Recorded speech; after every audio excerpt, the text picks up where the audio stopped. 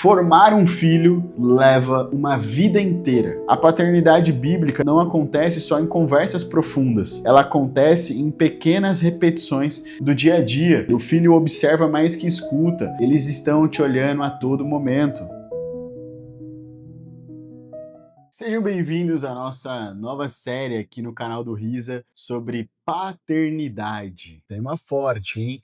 Nós vamos começar essa série falando sobre o nosso primeiro episódio com o seguinte tema: ser pai não é gerar, é formar. Nós vemos aí, né, muitos homens que têm filho ou que fizeram filho, que colocaram filho no mundo, mas ainda não entenderam o que é ser pai de fato, o que é, né, dedicar tempo, energia, dedicar esforço para criar aquele ser humaninho que você na hora, né, na hora boa ali, na hora do prazer, na hora da satisfação com a sua parceira, você não pensou, né, que sairia algo ali que demanda tempo, demanda energia, demanda investimento, demanda várias coisas. E aqui eu não estou falando só na verdade, eu nem citei recursos financeiros, eu estou dizendo de recursos de tempo, que no final do dia é o que o seu filho e a sua filha mais quer,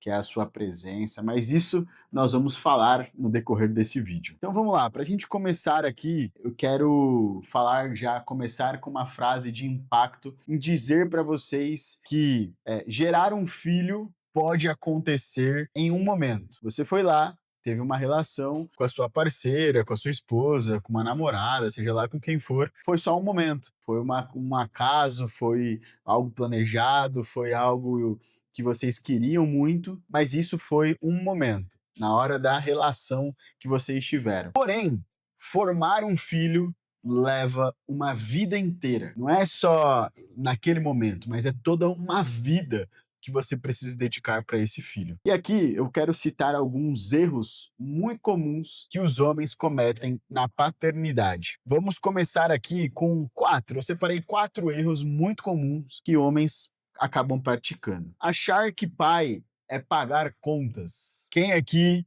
já teve um pai que ficava bancando a sua vida? Eu particularmente tive, né, ao longo da minha trajetória, pelo menos ali até os 14 anos, a linguagem do meu pai era pagar as despesas que eu gerava, né, que eu tinha, né, seja por meio da minha pensão, por presentes. Essa foi a linguagem dele. Mas que no final do dia não era sobre isso, não era isso que eu queria. Era muito mais sobre a presença. Mas obviamente, depois que você já cresce, né, depois que você vai para terapia, você entende a linguagem. Mas quando eu era adolescente e criança, eu não conseguia entender essa linguagem dele, né, como ele se comunicava. Acham que ser pai é não deixar faltar nada. Já viu aquela história onde os pais, ou até mesmo pode ser você, diz assim: não, eu preciso trabalhar, eu preciso fazer um pé de meia, eu preciso deixar um apartamento para ele, eu preciso deixar um dinheiro na conta. Só que você já perguntou para ele se realmente isso importa para ele?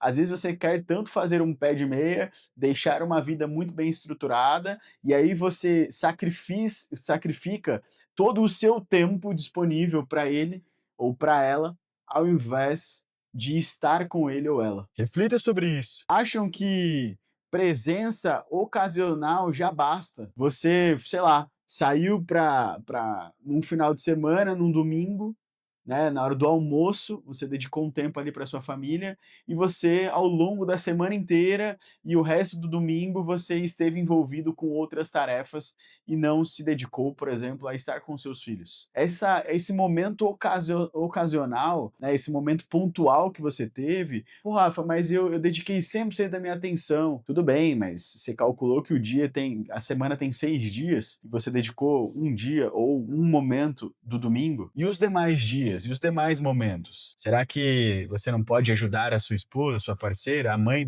dos seus filhos.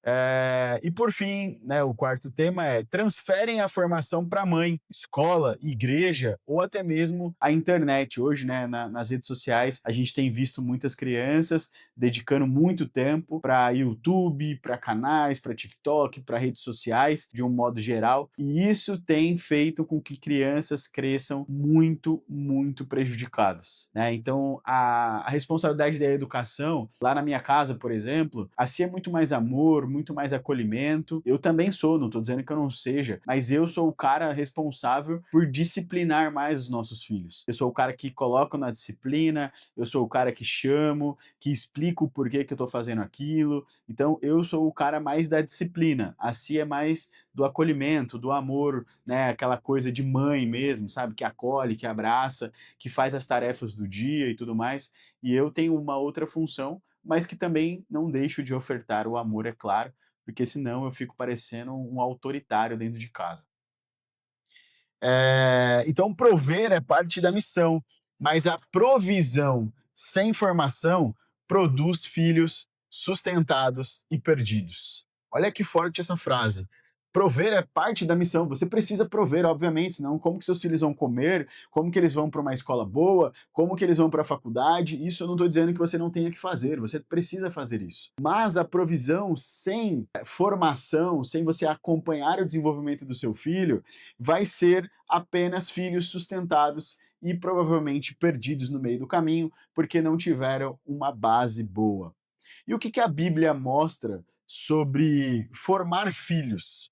Né? Lá no texto de Deuteronômio, aqui Deus, né, o Senhor, estava falando para Moisés aqui, lá no capítulo 5, né? E aí depois vai para o capítulo 6, falando sobre o fim da lei.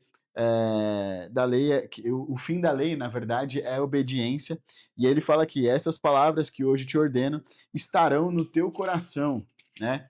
E as ensinarás a teus filhos, e delas falará assentado em sua casa, e andando pelo caminho, e deitando-te, e levantando-te. Então ele estava dizendo: Moisés, você precisa falar para os seus filhos, para a sua geração, para todas as pessoas que vêm ali dentro da sua casa. Você precisa falar sobre a lei, né? Aqui a gente está falando sobre o Antigo Testamento ainda, não tinha ali, né?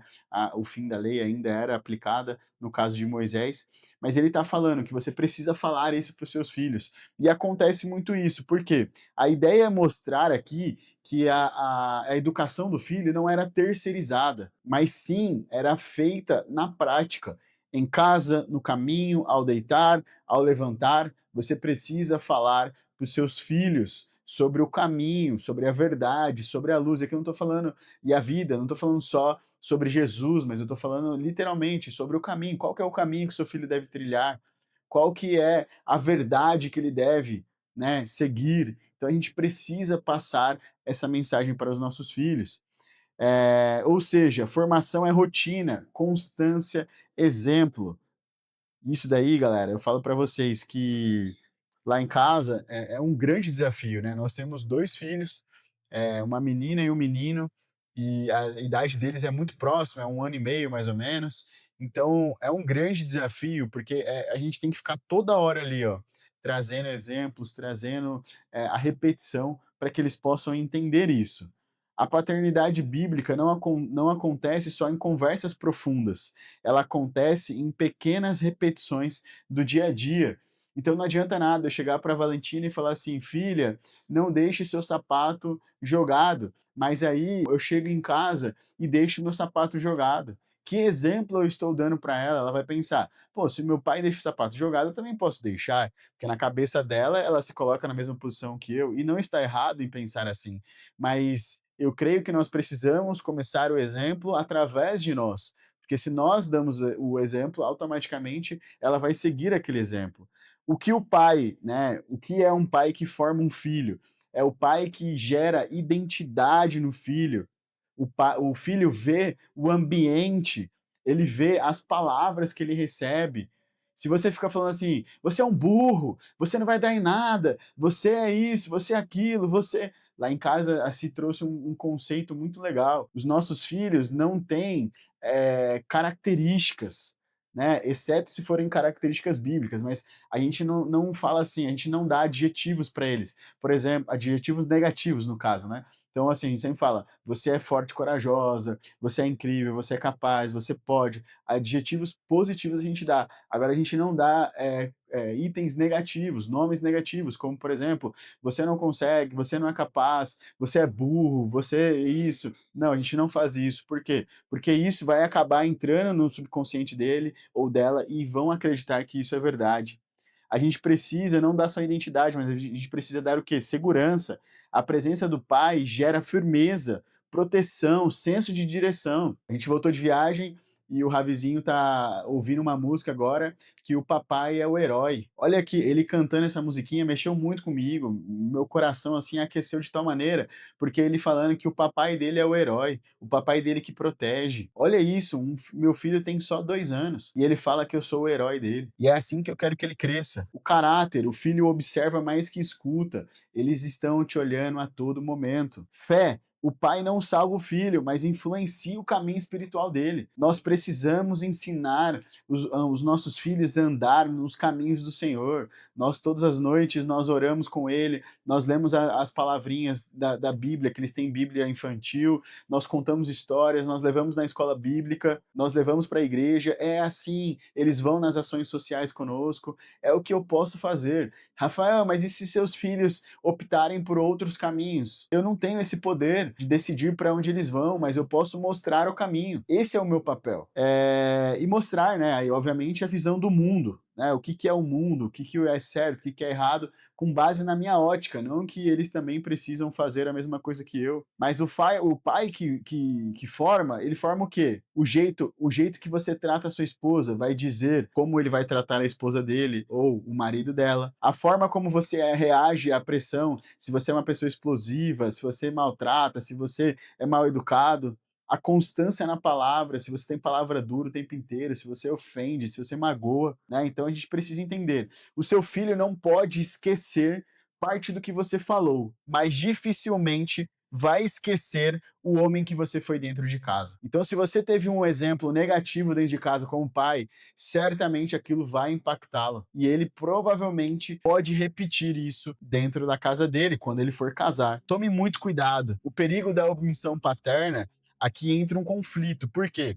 Quando o pai não forma, o mundo faz isso por ele. A internet forma, as amizades formam, a cultura forma. Hoje eu recebi o testemunho de um amigo dizendo, ele é evangélico, e ele disse que a sua filha está se relacionando com um rapaz que é da Igreja Católica. E você fala assim, pô, Rafa, os dois estão seguindo a Cristo, mas pode ter certeza que vai ser um grande desafio para eles. Por quê? Porque são duas tribos diferentes, são dois pensamentos diferentes. Para este pai entender que ele crê, né, numa linhagem cristã e esse genro dele em uma outra linhagem cristã, isso vai dar o quê? Vai dar conflito. Em algum momento isso vai dar conflito. Então nós precisamos o quê? Mostrar para os nossos filhos o que nós cremos, qual caminho nós seguimos. É isso que nós precisamos fazer. E aí, obviamente, eles vão ter, né, o livre-arbítrio para dizer se eles querem ou não. A cura para os pais imperfeitos, aqui é um ponto muito importante, né? Ninguém está falando de perfeição, eu não estou falando, né, estamos falando aqui de responsabilidade. Talvez você não teve uma referência, mas também você não precisa ter a síndrome de Gabriela, que você nasceu assim, você recebeu isso, e para sempre você será assim. Então, qual que é uma aplicação prática, né, para a gente fazer aqui? Você não pode ter tido um pai que te formou, mas isso não impede de você se formar um pai que forma o seu filho, de você ser, na verdade, um pai que forma o seu filho. Você não teve um pai presente, mas isso não impede você de ser um pai presente. Qual que é a aplicação prática que eu quero deixar para você fazer? 3 coisas para você fazer ainda essa semana. Primeira, separe um tempo real com os seus filhos ou com o seu filho. Declare uma palavra de identidade sobre ele. Fale que ele é filho amado, que ele é escolhido, que ele foi escolhido antes mesmo do ventre da mãe dele, por Deus. Fale que também ele foi muito esperado por você, pela sua esposa. Ore com ele, mesmo que seja por 1 minuto. Orem com ele. Então eu quero deixar aqui essas 3 aplicações. Separe um tempo real, desligue o celular, fique num tempo de algo que vocês gostam de fazer. Depois, declare uma palavra de identidade e, por fim, ore com ele, nem que seja 1 minuto. Grave isso, galera. Se vocês fizerem essas 3 coisas, eu tenho certeza que isso vai abençoar demais a relação sua e do seu filho. Portanto, hoje eu te convido para que você pare de deixar o seu filho de lado e passe a formar o seu filho. Se você não o fizer, certamente alguém fará por você. Espero que vocês tenham gostado. Curta, comente, compartilhe, mande esse vídeo para o máximo de homens possíveis e eu espero vocês no próximo episódio.